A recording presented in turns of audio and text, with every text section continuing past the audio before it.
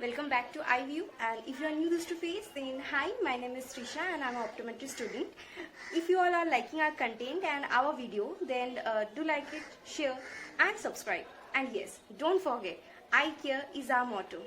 ऐसे तो बहुत लोग होते हैं, maybe some of you are watching, जो बिना कुछ बात के जैसे कि छोटे छोटे बात पे रोते हैं. कभी ये सोचा है that how does this tears form actually? No. So I'm here with another topic, that is tear formation, and in this video I'm going to talk about the chemical composition of tears, normal rate of tear production, types of tears and tear drainage system. So without any delay, let's get started. I guess this happens with most of the people, like कभी रोते रोते थोड़ा सा drop मुंह के अंदर चला जाए तो it tastes something like salty, right? Why is it so? From outside it looks like a normal water. So why it tastes like salty? So for this reason we have to see the chemical composition of the tears, and tears along with water. In tears we found also some proteins like albumin, prealbumin, some amino acids, glycoproteins, lysozymes, immunoglobulins, with some amount of lipids, then metabolites and electrolytes. Now let's come to the gland that produces tear. We know there are many glands found inside our body that are known to perform some specific function. Like that, we have lacrimal gland.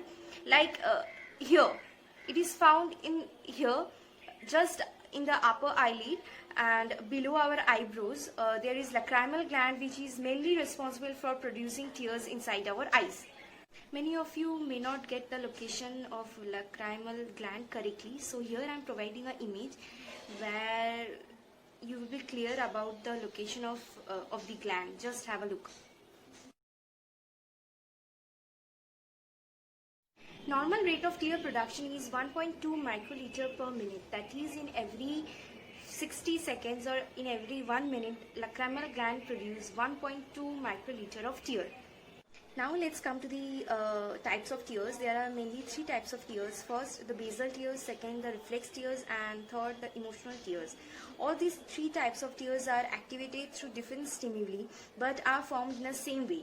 So first we'll talk about the basal tears, and we know lacrimal gland is continuously producing some amount of tears, and we know that we always blink, like it's a necessary condition. So as soon as lacrimal gland produce tear, like a little drop of tear, then and then we blink, and the tear gets spread across the eyes, and that is under control of our lacrimal system, and so it does not overflow through our eyes. So this kind of tears we call basal tears.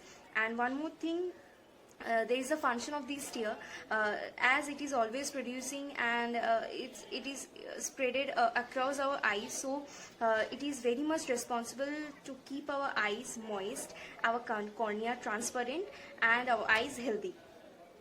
Now let's come to the second types of tear, that is reflex tear. It forms when something gets into our eyes, like smoke or while cutting vegetables.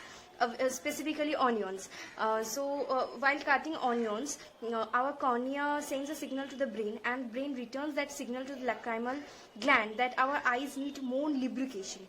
Then and then lacrimal gland started producing more and more tears, that is more than the normal rate, and it becomes too much to handle by our drainage system. So tears become the production of tears become more, and that is unable to handle by the drainage system, and then tear instantly spread onto our cheeks, or it overflows through our eyes.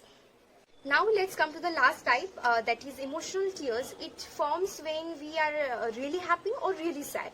Limbic system and hypothalamus actually control our emotion, and it activates our autonomic nervous system, which causes our heart rate to increase and sweat to be released, and it also sends a signal to our lacrimal gland to produce more and more tears which is more than the normal rate.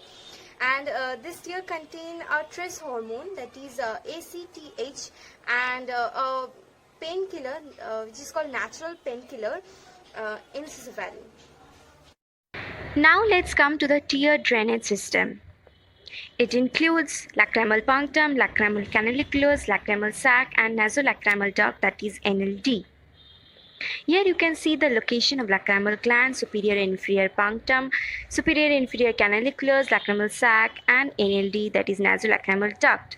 Tear producing from the lacrimal gland circulates all over the eyes and then it passes through the two openings called lacrimal puncta.